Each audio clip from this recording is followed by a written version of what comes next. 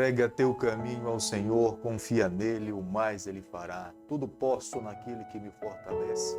Os anjos do Senhor se acampam ao redor daqueles que o temem e os livra. O Senhor é o meu pastor, nada me faltará. Muito bom dia, com a bênção, com a graça de Deus. Nessa manhã nós começamos mais um dia, queremos que Ele conduza a nossa trajetória, almejamos um dia nos encontrarmos com o nosso Salvador e viver com Ele para todo sempre. O maior incentivo a cada dia ao nos levantarmos pela manhã é sabermos que temos um supremo pastor que está ao nosso lado, que supre as nossas necessidades, que nos ama, que um dia colocou os seus pés nessa terra para nos redimir e nos dar o direito da vida eterna. Todos os dias nesse canal nós estudamos um capítulo da Palavra do Senhor. E nessa manhã eu vou convidar você a ter nas mãos a Palavra de Deus no livro de Romanos, capítulo 9, o versículo 1 e o versículo 2. Digo a verdade e não minto, testemunhando comigo no Espírito Santo a minha própria consciência. Tenho grande tristeza e incessante dor no coração. Todos nós precisamos falar a verdade. Mas não é simplesmente falar a verdade. Ao falarmos da verdade, nós precisamos falar como Jesus falava. Jesus falava com amor, Jesus falava com paciência. O objetivo da fala de Jesus era redimir o pecador, era salvar aquele que estava perdido, era corrigir a visão, era levar o pecador mais uma vez a estar em contato com o seu Deus para que ele pudesse usufruir de paz, alegria, satisfação em viver ao lado do seu Senhor. Aqueles que pregam a palavra do Senhor precisam estar comprometidos com essas verdades. Não é simplesmente abrir a boca e, como muitas pessoas falam, doa em quem doer. Não é dessa forma. Nós precisamos ter ética, nós precisamos ter amor, nós precisamos ter empatia com aqueles que estão perdidos. Jesus, quando repreendia alguém, Jesus repreendia com os seus olhos cheios de lágrimas, porque ele amava. Ele sentia a dor do pecador, ele queria ver os seus filhos restaurados, ele buscava levar os seus filhos cada vez mais a crescer espiritualmente. Como nós podemos observar no versículo 1 do capítulo que nós estamos estudando nessa manhã, Paulo ele se sente preocupado no que diz respeito ao que as pessoas pensavam a respeito dele. Ele amava a nação judaica.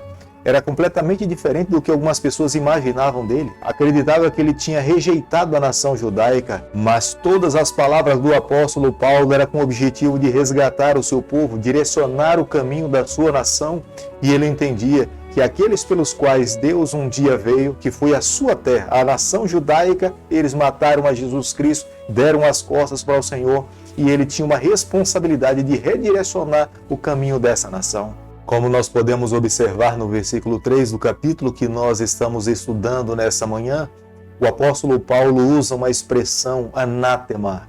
Paulo, com essa palavra, ele estava declarando o quanto ele amava o seu povo.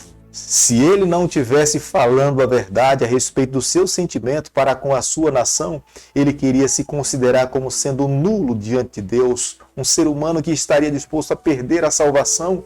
E a mesma condição que um dia o líder Moisés se coloca diante de Deus. Senhor, se o Senhor não perdoar o pecado do meu povo, pode riscar o meu nome do livro da vida. Paulo estava se colocando na mesma condição diante do Senhor. Ele entendia que todas as suas palavras eram reais e verdadeiras, portanto, ele não tinha como temer as declarações que ele fazia para que o seu povo entendesse o caminho que Deus esperava que eles pudessem seguir.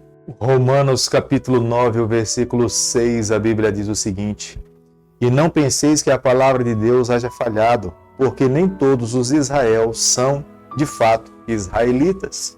O apóstolo Paulo, com essa declaração, ele estava levando a todo israelita a fazer uma autorreflexão na maneira como eles estavam vivendo. Não é porque eles tinham nascido dentro do território que eles eram israelitas. O verdadeiro israelita, ele precisava viver de acordo com o que Deus esperava que eles vivessem, nascer dentro do território e não viver os valores que o Senhor tinha estabelecido na sua lei e que tinha deixado através das declarações do profeta Moisés. Se eles não vivessem essa verdade, de nada adiantaria ter na identidade como sendo israelita.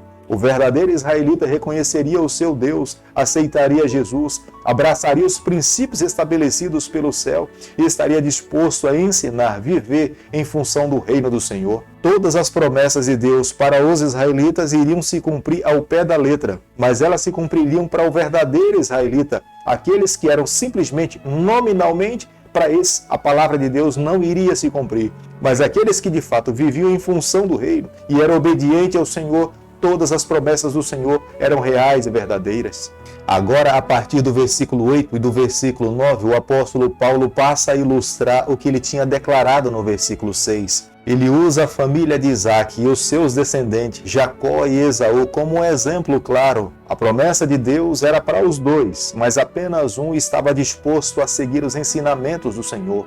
O objetivo de Deus é salvar todas as pessoas que se encontram nessa terra, mas nem todas as pessoas estão dispostas a ser salvas por Deus. Deus queria abençoar tanto a Jacó, como também Deus queria abençoar ricamente a Esaú, mas Jacó foi aquele que esteve disposto a viver uma vida fiel a Deus, enquanto Esaú abdicou de viver esse compromisso com o seu Deus. O Deus de Abraão, o Deus de Isaac, Ele quer salvar todas as pessoas. Ele não exclui ninguém. Ele quer salvar todos os seus filhos, mas é necessário que esses filhos aceitem o seu amor, abra o seu coração e esteja disposto a ouvir a sua voz.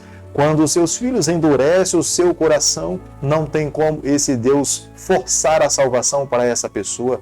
Os israelitas viveram uma vida extremamente presunçosa, trancaram seus corações, se encheram de orgulho, se encheram de vaidade.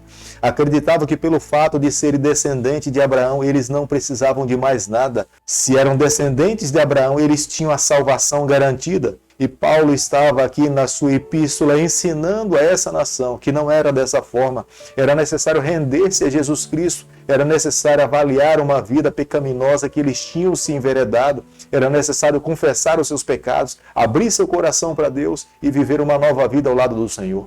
Romanos capítulo 9, o versículo 27, a Bíblia diz o seguinte: mas relativamente a Israel, dele clama Isaías, ainda que o número dos filhos de Israel seja como a areia do mar, o remanescente é que será salvo.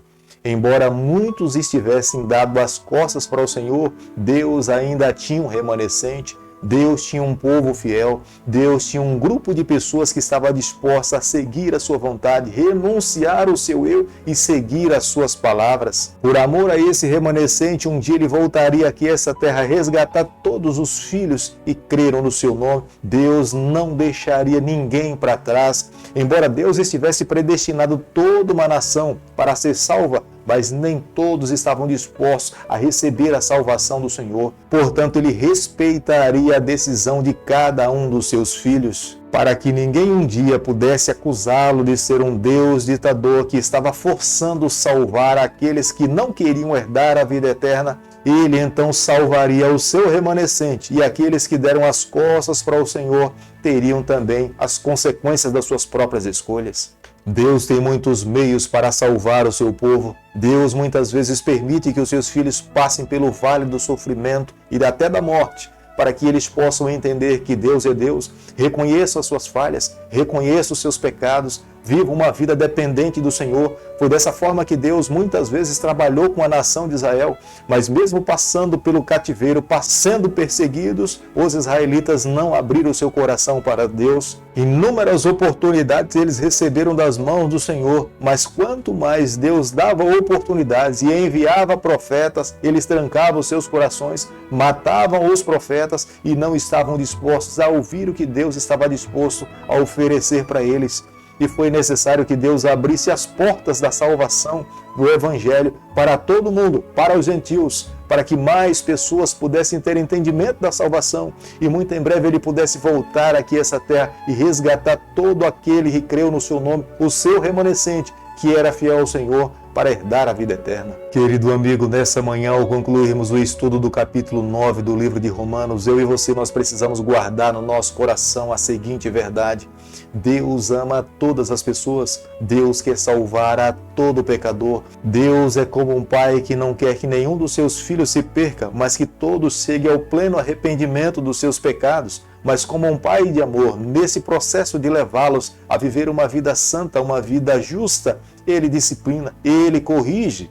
O objetivo final da disciplina é levar os seus filhos a amá-lo, reconhecê-lo e viver uma vida fiel ao Senhor. Mas por amor ao seu remanescente, aqueles que foram fiéis a Deus, Deus um dia terá que destruir aqueles que lhe rejeitaram, para que esses não possam contaminar aqueles que escolheram viver uma vida fiel ao Senhor. O Deus que nós servimos é um Deus que escreve a história detalhadamente. A cada dia Ele está registrando mais um capítulo na história. É Ele mesmo que um dia irá voltar aqui a esse mundo resgatar os seus filhos, aqueles que creram nele, aqueles que lhe aceitaram, aqueles que renunciaram o seu eu para viver a vontade do Senhor, esses receberão a salvação. Hoje é o dia da nossa salvação, hoje é o dia de abrirmos o nosso coração, hoje é o dia de deixarmos a palavra de Deus conduzir a nossa vida.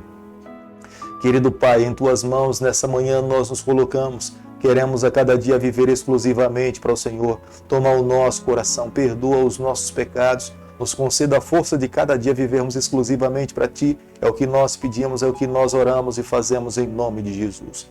Que o Senhor te abençoe e te guarde. Ele faça resplandecer o seu rosto sobre você.